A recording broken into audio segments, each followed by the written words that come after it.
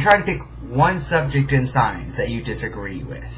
Make a short little video about it, and I'll crush you.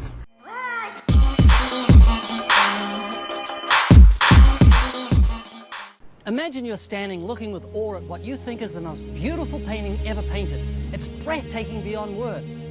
As you gaze at its incredible majesty, its amazing wonder, you're told that the actual painter is standing right beside you. What are you going to do? Do you ignore him? Of course not. You can't help yourself. Words spill from your excited lips and you say, "Did you paint that? It's absolutely magnificent. You are a wonderful artist." You give him due honor. You give him appropriate praise. Anything less than that would be a sin. Imagine now that you're back looking at that incredible painting, and there's a man beside you who is raving about it just as much as you did. But when he finds out that the person next to him is the actual painter, he spits on it. He cusses him out and for some unknown reason adamantly denies that the painting even had a painter.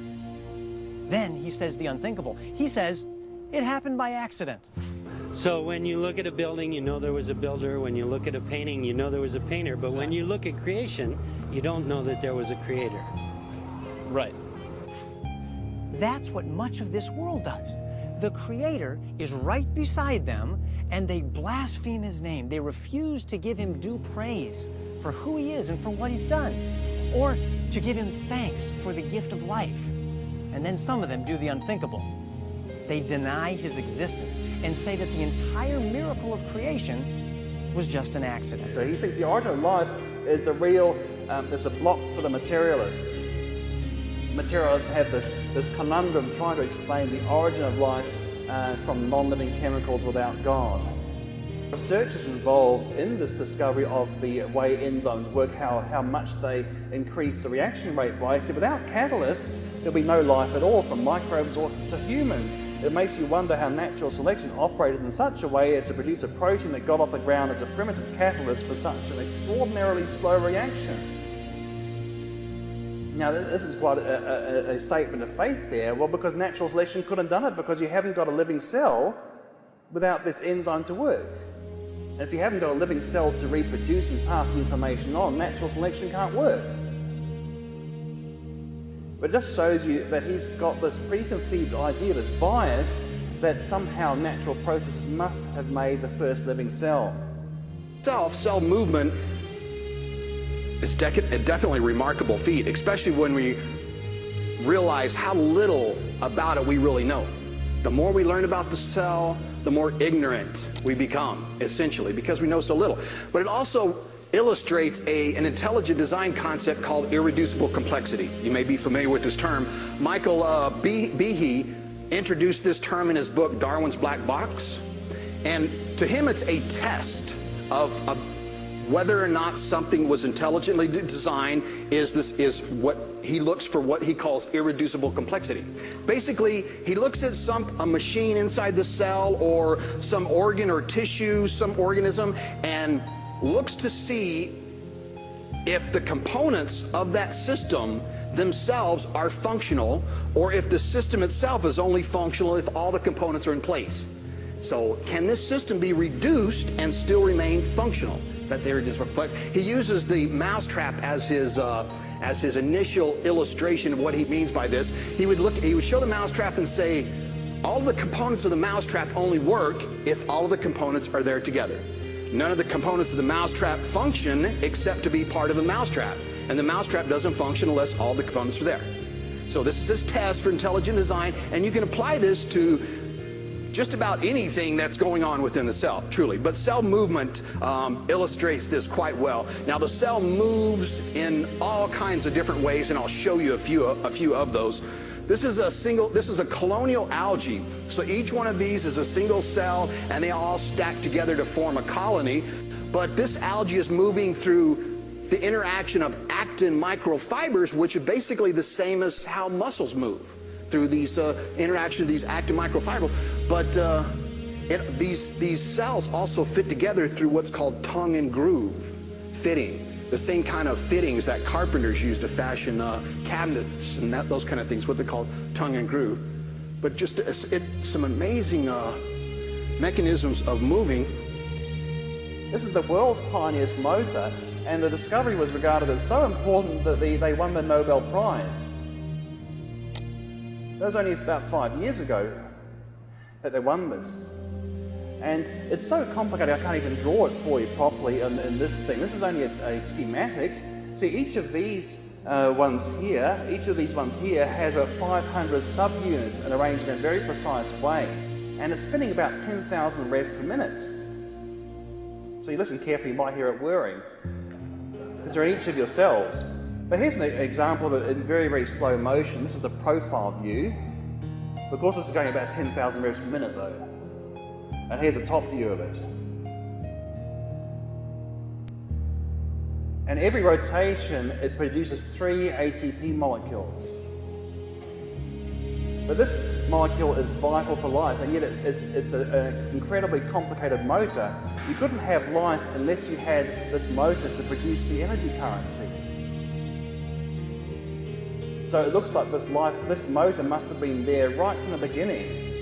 And I'd say that because this motor is so much better, so much tinier, more efficient than any motor we can design, I'd say the designer of this motor is far more intelligent than the motor designer we have today too.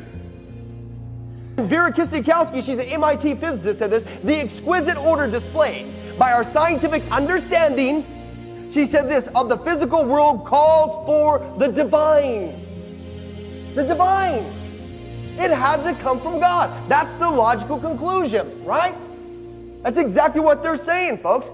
And they're saying if you don't think that, if you're looking at using your own brain, using logic, if you still think life happened by chance, you're the one who's checking your brain at the door, right? I didn't just say that, the facts do, and I didn't just say that, just the facts, but so do the scientists, when you come and reason together. But that's not all, folks. Check it out. The next one, the 10th evidence of an intelligent creator designing our intelligent world is, that's right, just roll the dice, will you? It's the odds, okay? And folks, it's just in case some common sense logic was not enough to dispel a myth that we're supposedly the ones who's checking in our brains at the door, let's continue and come and reason together, and let's logically observe, come reason together, and see if the odds even allow evolution to ever take place. It's impossible, folks, and they know that. Let's first of all start off with the odds of a single protein, just a protein, folks. It has been calculated that any event with a value of 1 chance in 10 to the 50th power will never occur by chance. If it did, it would be considered a miracle. A mathematician, Emile Borel, calculated that any event with a value, a probability value of 10 to the 50th power, I don't care what number you put on it, if it goes above that, it can never occur. I could say, I'm going to throw a baseball to the moon. That's great. I can even calculate the odds of that. I don't care what number you got, but it's what? Would it ever happen? No, of course not.